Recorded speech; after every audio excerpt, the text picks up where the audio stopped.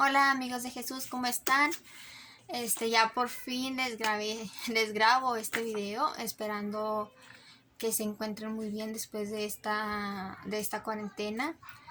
No había hecho este video que les había prometido desde ya hace tiempo por las diversas situaciones que se me han presentado, como ya les comenté a todos ustedes.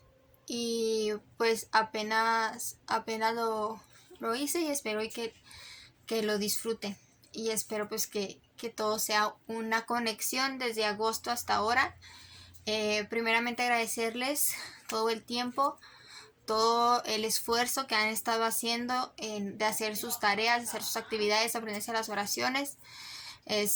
Aunque ya no estemos yendo a sesiones formales, me siento muy orgullosa de ustedes y sé que han hecho un gran trabajo, sus papás, su familia, en su casa, ustedes mismos, y que han seguido perseverando, viendo misa, etc. Este video se trata de este tema: conservamos y vivimos nuestra hermosa doctrina. La cita bíblica dice: conserva con la fuerza del Espíritu Santo que habita en nosotros esta hermosa doctrina que se te ha encomendado. Segunda de Timoteo, capítulo 1, versículo 14. Y el objetivo es recuperará los aprendizajes y experiencias más significativas vividas durante este año de catequesis, reconociendo el gran regalo de la fe y agradeciendo a Dios por todo su amor. Pues básicamente yo quiero hacer este video como un resumen de lo que hemos visto en todo este ciclo, ¿sí? Entonces, nosotros en nuestro libro, en su libro, que tengan todos a la mano, vimos un total de 6 unidades. Pero antes de empezar con el libro, empezamos desde lo más básico. Empezamos de la señal de la cruz, la creación, que vimos que la creación fue de 7 días. ¿Por qué la señal de la cruz? ¿Por qué en la frente? ¿Por qué en el pecho? ¿Por qué en el corazón? Vimos también que siempre ese es el punto más básico y más importante que se tienen que aprender. Es pensar como el Padre, amar como el Hijo y obrar como el Espíritu Santo. Ese es el fin de esta oración. Básicamente, eso es básicamente lo que pedimos, ¿ok? Y es el significado. Luego empezamos a ver el libro, empezamos a ver modos de oración. Y este libro vino con 6 unidades, pero antes de las unidades venía este pregón, que es: por el Espíritu profesamos nuestra fe. Y básicamente ahí el libro nos marca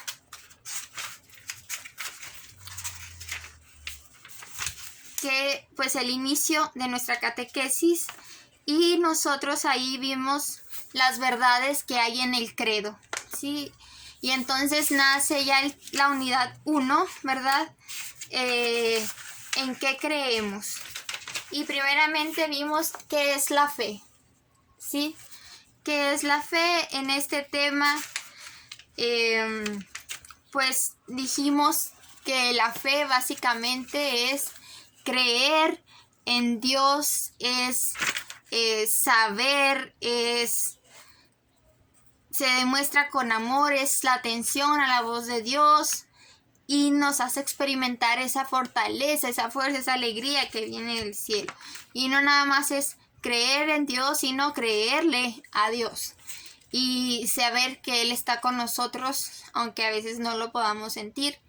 El chiste es saber que nosotros estamos con Él y Él está con nosotros, ¿sí? Entonces, después vimos un tema que se llamaba ¿por qué decimos que creemos en Dios uno y trino? Bueno, pues nosotros sabemos que Dios es uno solo, es una sola persona, es un solo Dios en 3 personas distintas: el Padre, el Hijo y el Espíritu Santo, como se los explicaba al principio. Entonces sí es muy difícil entender eso a lo mejor de la Santísima Trinidad, pero basta también con descubrir el significado de la señal de la cruz que les mencioné para ir contemplando los demás. La Santísima Trinidad es una verdad. Entonces sí a veces está un poco fuera de nuestro alcance, es el misterio, pienso yo, más grande, pero sí tenemos nada más que creer en ella, porque esa es la verdad. La Santísima Trinidad, Padre, Hijo y Espíritu Santo. Recordemos que en esta unidad, en la unidad 1 de su libro, vamos analizando el credo por partes. Ahora vimos el tema de ¿es razonable creer que Dios es creador de todo? Y es en verdad, creemos que Dios hizo todo. A veces con esto de que la ciencia, la tecnología han avanzado y nos olvidamos, ¿verdad?, de que Dios existe, que Dios fue el que nos creó, y entonces podemos llegar a pensar de repente que a veces porque sabemos o porque estudiamos ya sabemos el hilo negro del asunto, ¿sí? Entonces no, nosotros tenemos que saber y tenemos que entender que Dios es el creador de todo, ¿ok? Y no nada más lo decimos como católicos o como cristianos creyentes, sino que científicos como o investigadores como Albert Einstein, von Braun, Johannes Kepler, Nicolás Copérnico, Newton y Dirk Barton, estos de investigadores y científicos importantes, pues ellos coinciden de que hay un Dios. Y a veces nosotros como que nos creen inteligentes por decir, ay no, es que Dios no existe y eso que. Entonces por eso es como que no es lógico, ¿verdad?, pensar que Dios no existe. Ahora vemos, ¿Jesús es realmente el Hijo único de Dios? Claro que nosotros somos hijos de Dios, ¿sí? Pero el unigénito del Señor es Jesucristo, ¿sí? Todos los demás somos, como les había dicho, digamos, adoptados. Pero el unigénito y el Hijo de Dios es Jesucristo, ¿sí? Entonces, conocimos un poco la vida de Jesús en este tema. Después vimos qué significa decir que creo en el Espíritu Santo. Y ahí, pues, conocimos, ¿verdad?, a la tercera persona de la Santísima Trinidad, que el Espíritu Santo, igual que el Padre y que el Hijo, es Dios, ¿sí? Es el amor entre el Padre y el Hijo. Entonces, hay una frase muy bonita que explica sobre el Espíritu Santo. Dice, en general de la Santísima Trinidad, el Padre es el que ama. El Hijo es el amado. Y el Espíritu Santo es el amor. ¿Ok? Esa es una frase muy bonita que nos puede ayudar un poco a repasar.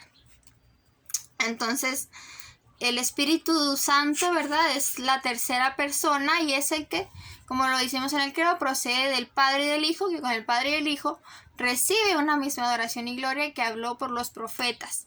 Recordemos también que gracias al Espíritu Santo, ¿verdad?, por obra del Espíritu Santo, Jesús encarnó de María la Virgen, ¿sí?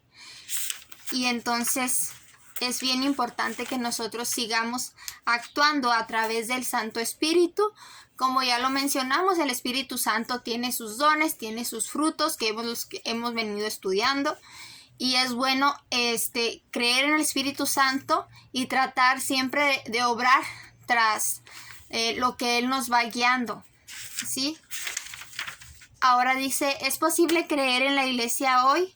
Recordemos que siempre va a haber críticas a nuestra iglesia, pero tenemos que saber que la iglesia católica, aunque la critiquen, aunque le tiren, etcétera, es una. La iglesia es una porque Cristo solo fundó una iglesia, ¿sí? Solo un cuerpo de Cristo.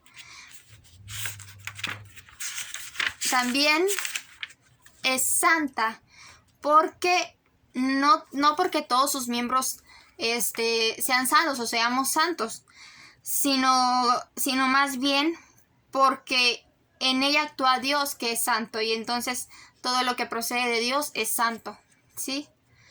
es católica, ¿por qué? Porque es universal, eso significa la palabra católica, es universal. Es por eso que dice en la Biblia, vayan y hagan discípulos a todos los pueblos, ¿sí? Es una invitación que nos hace Jesús de no quedarnos con ese mensaje unitario, sino a hacerlo crecer y enviárselos a los demás hermanos, ¿sí? Y es apostólica, ¿por qué? Porque los apóstoles fueron los estrechos colaboradores de Jesús y nombra a Pedro como el líder y diciéndole, tú eres Pedro y sobre esta piedra edificaré mi iglesia. Entonces Jesús, después de su resurrección, se les aparece y es entonces que manda al Espíritu Santo para que los empuje y vayan y hagan a todos los pueblos discípulos, ¿verdad?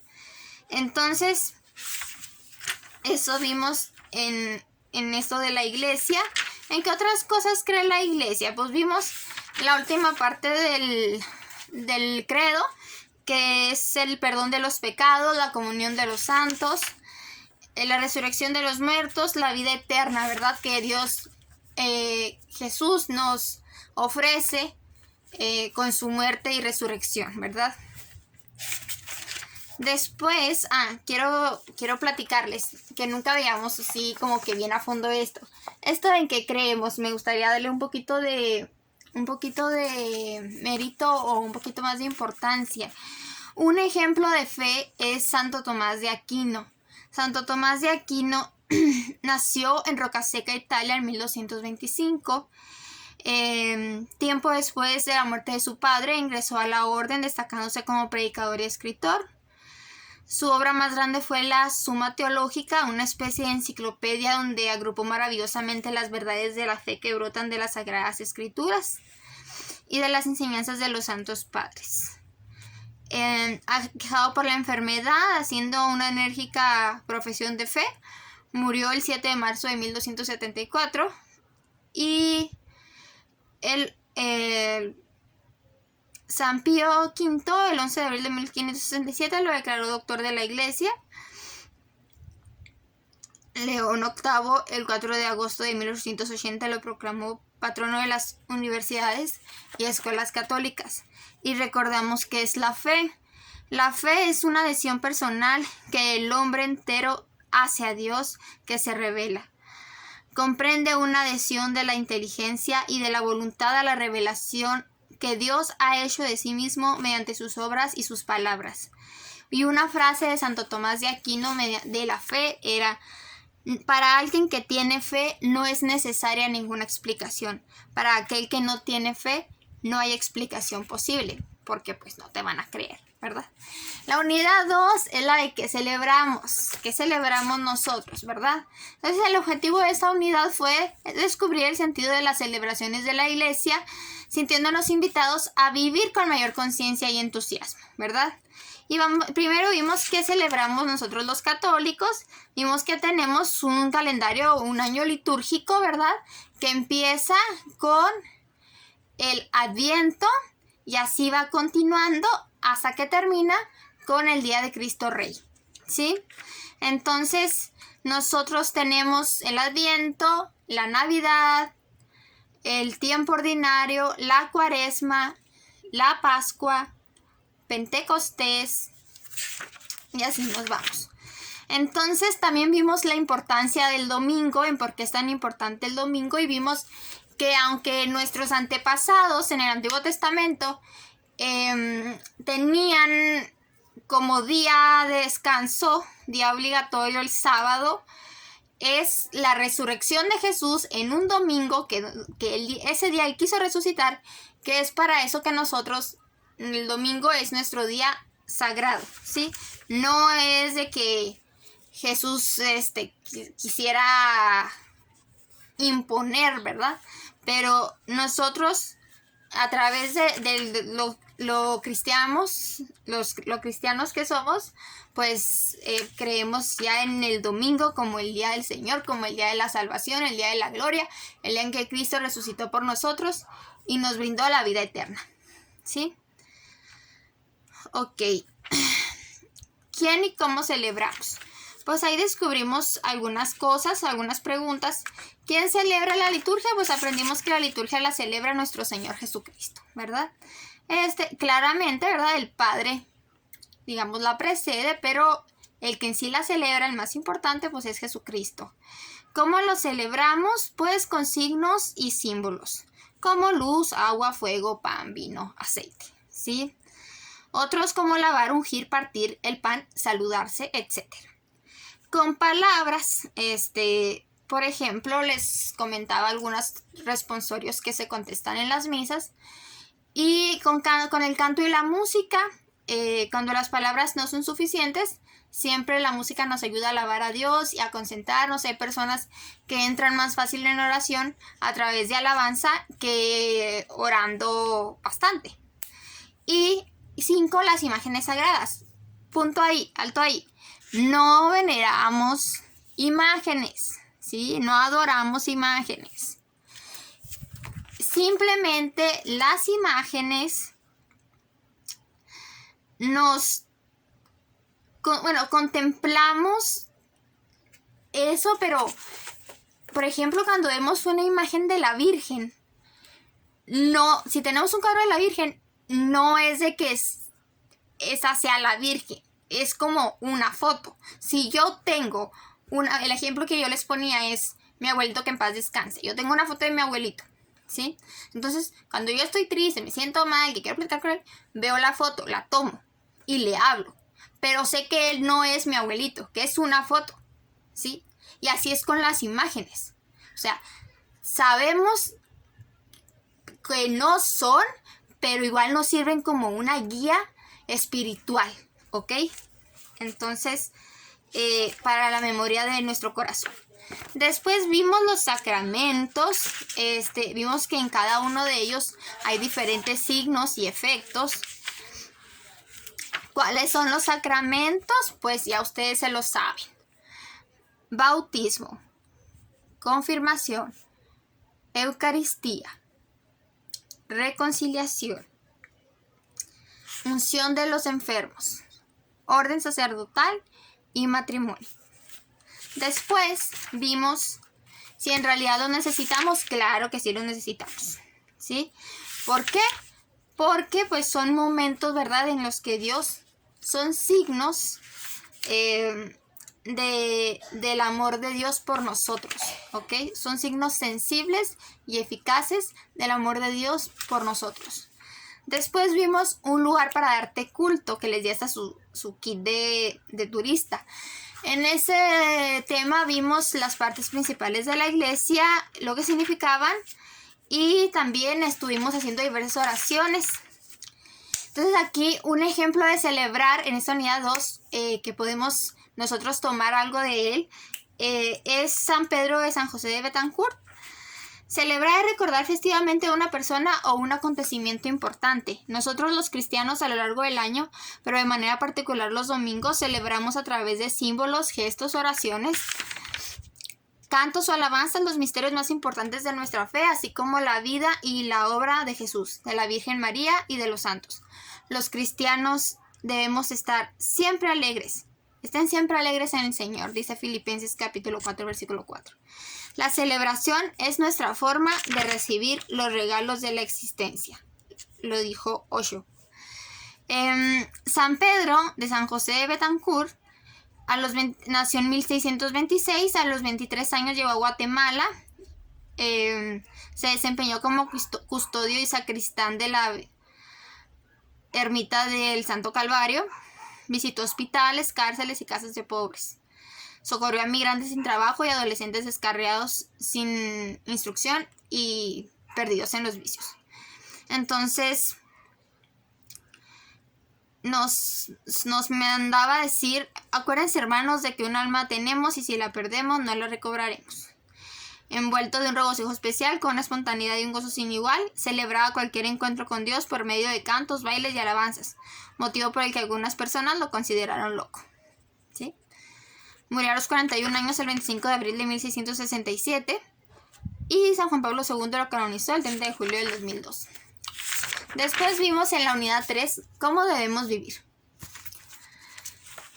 Y a veces es bien difícil porque a veces nuestra manera de ser no va con lo que debe de ser, o tal vez en la escuela nos dicen una cosa, en la iglesia nos pueden decir otra, nuestra familia nos dice otra cosa, pero aquí vamos a ver mediante lo que Dios nos dice cómo es de que debemos vivir. Dios nos enseña cómo vivir por medio de diversos valores, de diversos mandamientos, etcétera. Pero lo primero que vimos, o lo que vimos en este tema, es de que en el primero, los seres humanos somos iguales ante Dios. Que cada uno tenemos una dignidad como persona, todos somos hijos de Dios, y pues es un valor especial que nosotros poseemos, y sobre todo por ser hijos de Dios. En el segundo tema, que es la libertad y para qué sirve, pues ahí vimos el sentido de la libertad, ¿sí? Tenemos libertad, claro que sí, pero hay que saber que la libertad se usa para elegir por el bien. De otro modo ya estaríamos practicando, ¿verdad? Pues el libertinaje, ¿sí? Y la verdadera libertad nos lleva a hacer el bien, desear el bien de los demás. Y vimos un video, si quieren volver a ver, de no nos cansemos de hacer el bien. Vimos que todos tenemos conciencia moral, y entonces, ¿qué pasa? Bueno, vimos que la conciencia pues se va formando básicamente, y que es la voz interior en la persona que le exige hacer el bien y evitar el mal. Y es la capacidad para diferenciar entre el bien y el mal, ¿sí? Para poder tomar decisiones. Y eso se asemeja un poco al tema pasado con respecto de la libertad. Entonces, nosotros debemos de saber discernir qué es lo mejor para nosotros, ¿sí? Y por eso hay que pedirle mucho al Espíritu Santo. Vimos otro tema, que a partir de este tema es cuando ya nos vamos a cuarentena, y era el de los hombres somos capaces de dar lo mejor. Bueno, nosotros, Dios nos regala dos tipos de virtudes, que son las virtudes cristianas llamadas teologales, y las virtudes que son las cardinales, que son las humanas, ¿ok? Las virtudes humanas o virtudes cardinales son la prudencia, la justicia, la fortaleza, la templanza. Y las virtudes cristianas o teologales son la fe, la esperanza y la caridad. Ahora, ¿en donde puede un cristiano ser individualista en este tema? Recordamos que pues no podemos ser individualistas. ¿Por qué? Porque siempre vamos a necesitar de otra persona, ¿sí? No somos todo en el mundo, ¿ok? Y un ejemplo de integridad, que es el valor que vimos en esta unidad, fue San Óscar Arnulfo Romero. Y la integridad es la cualidad que tiene una persona al actuar siempre pegado a los valores de la rectitud, la honestidad, la verdad y la justicia, tanto para su trato con los demás como para consigo mismo. Una persona íntegra conserva su entereza moral, es decir, hace siempre lo correcto, lo que considera noble y bueno, sin afectar los bienes o los intereses de otras personas. Y la frase que nos manda el libro es de Bob Marley. Dice: la grandeza de una persona no está en la cantidad de riqueza que adquiere, sino en su integridad y su capacidad para afectar positivamente a quienes le rodean. San Óscar Arnulfo Romero nació en 1917, fue ordenado sacerdote en la ciudad de Roma en 1942 y se distinguió por ser un sacerdote íntegro y sumamente caritativo y entregado. Fue nombrado arzobispo de San Salvador en 1974. Se convirtió en un implacable protector de la dignidad de los seres humanos, sobre todo de los más desposeídos, denunciando las injusticias y la violencia. Y fue asesinado con 62 años mientras celebraba la Eucaristía el 24 de marzo de 1980. Ahora dice aquí, ¿qué debemos hacer? En la unidad 4, ¿qué debemos hacer? Y eso es lo que ya nos marca los 10 mandamientos. y va muy apegada a la otra unidad. ¿Cómo debemos vivir? ¿Qué debemos hacer? ¿Sí? Entonces, Dios nos da 10 mandamientos. ¿Sí? En el primer tema, amarás a Dios con todo tu corazón, recordemos que los 10 mandamientos, los primeros 3 hablan de mi relación con Dios. Y en la segunda parte, los otros 7 hablan de mi relación con mi prójimo, ¿ok? Entonces, los mandamientos son, digamos, reglas del juego que tenemos que cumplir, ¿verdad? Para, pues digamos, de una forma agradar a Dios, ¿verdad? Para ser felices como Dios lo quiere. Porque cumpliendo estos mandamientos, pues cumplimos la voluntad de nuestro Señor. Y vimos los 10 mandamientos, que los primeros 3 es el de amarás a Dios sobre todas las cosas, no jurarás el nombre de Dios en vano y santificarás las fiestas. Después ya fuimos viendo tema por tema los otros mandamientos. El tema de honrarás a tu padre y a tu madre, vimos que nos han dado ellos y también nuestro comportamiento como debe de ser hacia ellos, ¿verdad? Y un agradecimiento a nuestros papás por todo lo que nos han dado. Después vimos el tema de no matarás. Y vimos también que el 5.º mandamiento significa que nadie puede apropiarse de la vida de nadie, ni de sus oportunidades, ni siquiera de la vida de uno mismo. O sea, no podemos andar jugando a que somos Dios, ¿sí? Ni jugar con la vida de los demás, ni jugar con la vida de nosotros está bien. Y luego también vimos el 6.º y 9.º mandamiento, de no cometerás en el tema, no cometerás pensamiento ni desearás lo impuro. Ahí en ese tema reconocimos la invitación que Dios nos hace a valorar nuestro cuerpo, nuestra sexualidad, nuestras relaciones, ¿sí? Y vivir dignamente con limpieza de corazón. Y no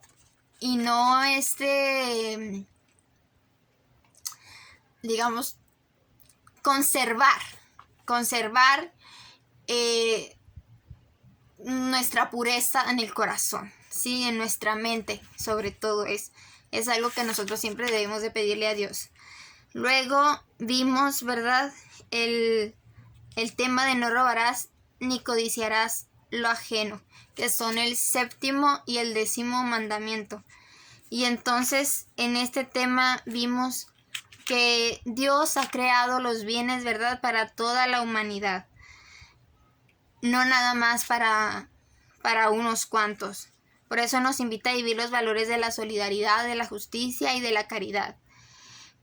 Con estos mandamientos, con el de no robarás, significa que si quitas algo que no te pertenece, estás robando, ¿sí? Y al no codiciar los bienes ajenos, nos pide estar satisfechos y dar gracias por lo que tenemos y no andar envidiando lo que tienen los demás. El de no dirás falso testimonio ni mentiras, el 8.º mandamiento de la ley de Dios, descubrimos el valor de decir la verdad y las consecuencias de no hacerlo, ¿verdad? Del mentir.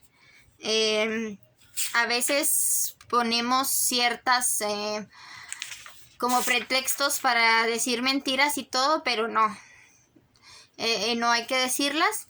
Y ya que este mandamiento de no dirás falso testimonio ni mentiras nos protege de convertirnos en personas falsas y deshonestas que después nadie crea en nosotros. Un ejemplo de sentido moral. San David Galván Bermúdez. Él es mexicano, nació en Guadalajara en 1881. A los 14 años ingresó al Seminario Diocesano de Guadalajara. Fue ordenado sacerdote el 20 de mayo de 1909. Se desempeñó como docente de latín, lógica, derecho y sociología en el mismo seminario y como capellán del Hospital de San José del Orfanatorio de la Luz. Años más tarde, y ya entrada la persecución religiosa en nuestra patria, siendo vicario de Amatitán, evitó que una jovencita se casara con el teniente Enrique Vera, quien ya era casado. Esto acarreó la enemistad del militar, quien lo persiguió y aprendió injustamente. Como se trataba de un arresto sin sustento, el padre Galván fue puesto en libertad. Sin embargo, cuando se suscitaron los fuertes enfrentamientos entre villistas y carrancistas, el padre Galván, acompañado del padre José María Araiza, se dispuso a socorrerlos. El teniente Vera lo sorprendió y sin juicio previo fue condenado a muerte. Y recordamos aquí este valorcito que vimos, que el sentido moral es el que ayuda al hombre a guiar sus actos y a mantenernos firmes y dignos ante cualquier situación adversa. Una de las frases que nos habla del sentido moral es de San Juan Bosco y dice: quien tiene paz en su conciencia, lo tiene todo. Después vimos la unidad 5, que es cómo oramos. Y esta estuvo bien padre, estuvo muy bonita. Primeramente, ¿para qué orar? Como para qué oramos, ¿verdad? ¿Para qué rezamos nosotros? ¿Para qué nos aprendemos las oraciones? Esto me recuerda cuando recién entraron al catecismo, que yo les pedí hacer una hojita con su nombre y ponerle qué pensaban aprender durante el catecismo, durante el año de curso. Y entonces ustedes ponían las oraciones y aprender cosas de Dios. El 90% puso lo mismo. Entonces, básicamente, ese es algo donde profundizamos en eso. ¿Qué es la oración? El hablar con Dios. El hablar con quien sabemos que nos ama, ¿sí? Entonces, vimos también las formas esenciales de oración cristiana. La oración de bendición, la oración de adoración, la de petición, la de intercesión, la acción de gracias y la alabanza. Y también vimos algunas posturas de oración. Vimos también que los salmos son un camino para orar y que contienen una gran riqueza para analizar y para alabar a Dios y para orar sobre todo, ¿sí? Y siempre tenemos un salmo para la emergencia. Ahí viene en su libro, pero por ejemplo, aquí está. No sé si se ve. Cuando tenemos algún problema, siempre hay un salmo que nos puede ayudar, ¿verdad? Entonces, después vimos Jesús, enséñanos a orar. Y es cuando aprendimos que los apóstoles le dijeron a Jesús: oye Jesús, pues enséñanos a orar, ¿verdad? Básicamente. Y Jesús es ahí cuando nos enseña la oración más importante y fundamental que tenemos, que es el Padre Nuestro, ¿sí? Ya en el que se basa toda nuestra creencia. Vimos qué significaba cada parte del Padre Nuestro. Y nos enseña Jesús que orar es alabar a Dios, ¿ok? Nos dice cómo orar. Nos dice: no sean como los hipócritas que andan ahí gritando y hablando y todo eso. Pues básicamente nosotros tenemos que orar, pero también vivir en la oración. Vivir esa oración y tratar de ser buenas personas. Vimos el tema de oremos con la palabra y vimos una lectio divina que es básicamente una oración guiándonos sobre la palabra de Dios. En esta ocasión vimos el relato de los discípulos de Emaús.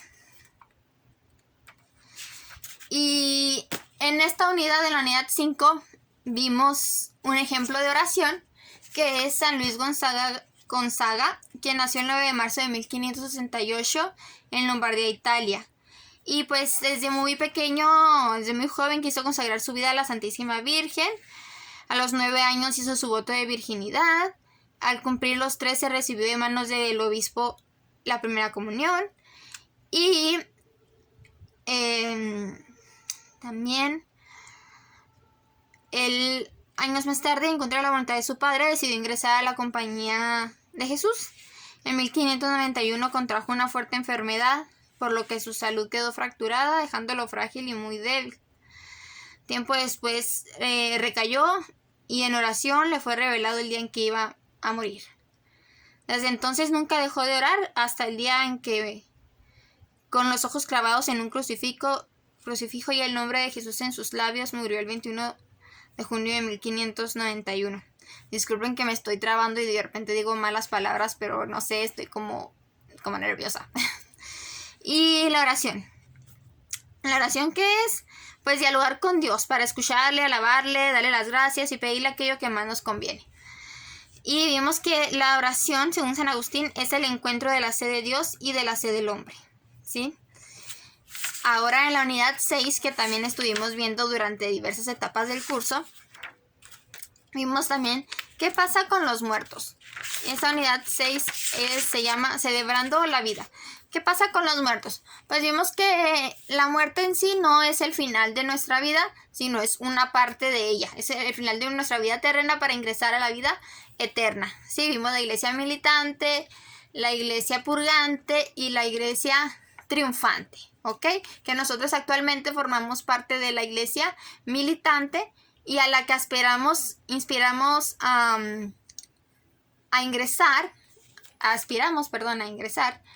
es a la iglesia triunfante, donde están los santos, donde está Dios, donde están los ángeles, etc.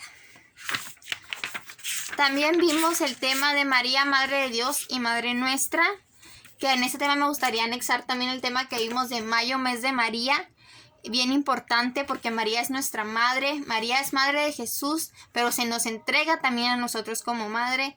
Se ha presentado de distintas formas, distintas advocaciones marianas, a las cuales siempre hay que tenerles un cariño, un agradecimiento porque la Virgen siempre nos acompaña e intercede por nosotros ante nuestro Señor Jesucristo.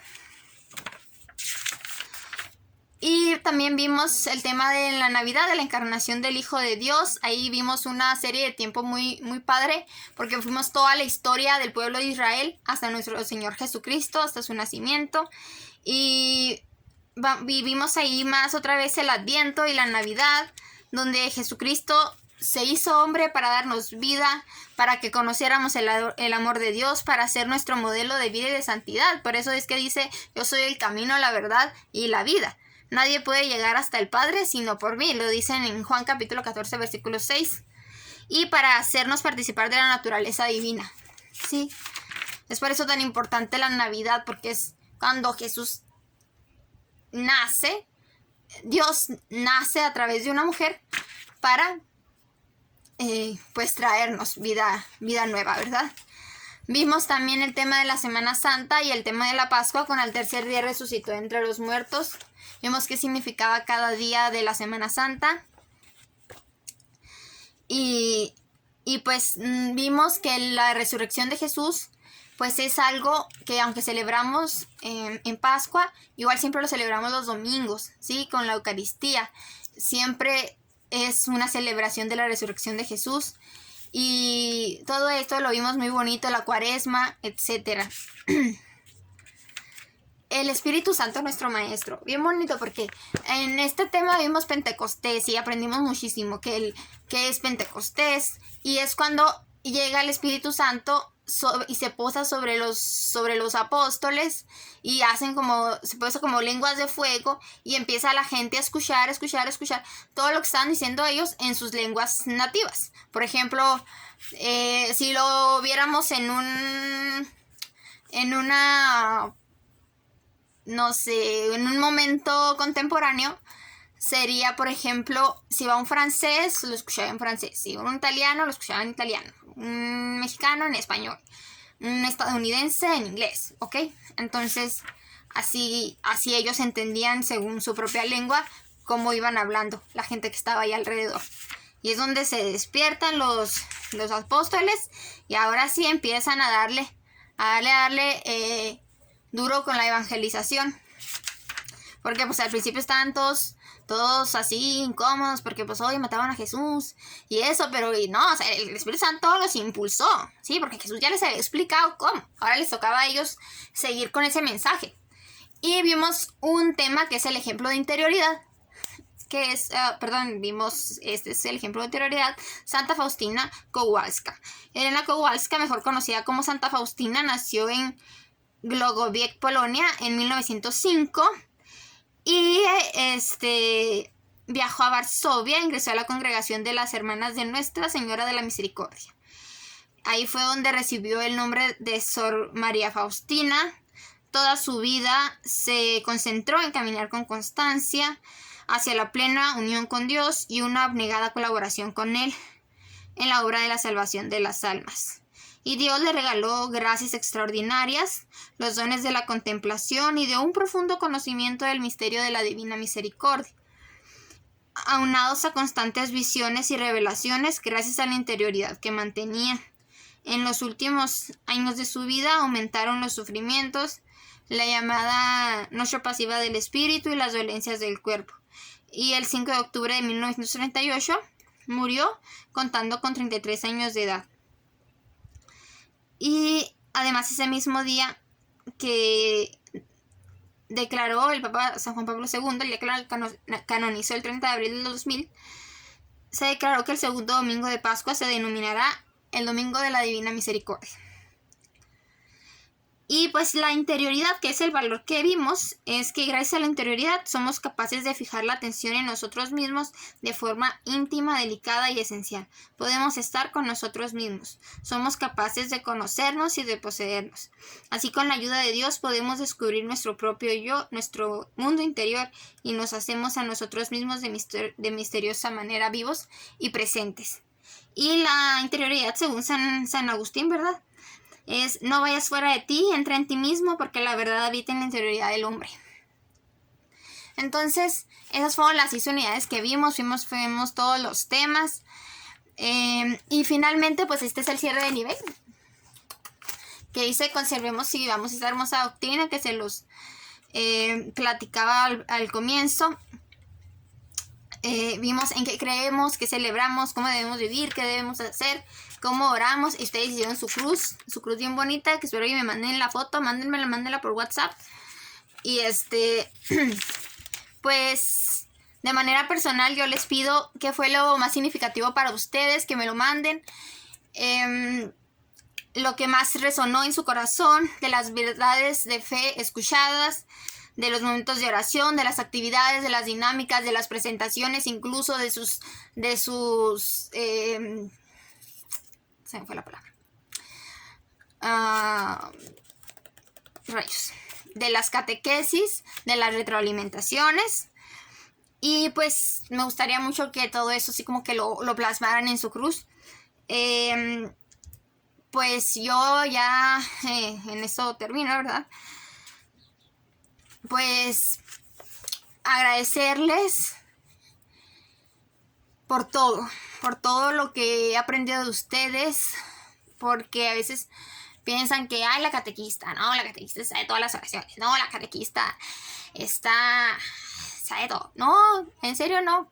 Y es difícil porque pues es un proceso, y el hecho de que nosotros aprendemos más de ustedes es una verdad.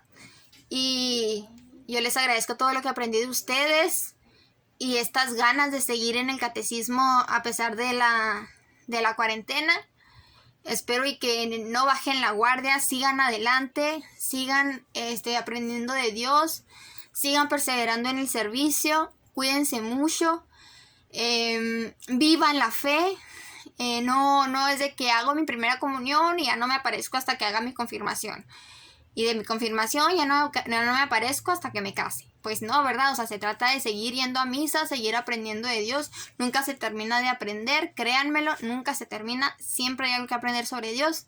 Entonces, siempre hay que tratar de estar en oración, de estar con la palabra, ¿verdad? No se les olvide siempre cargar su Biblia. Y pues no sé, los quiero mucho a todos ustedes. Les mando un beso.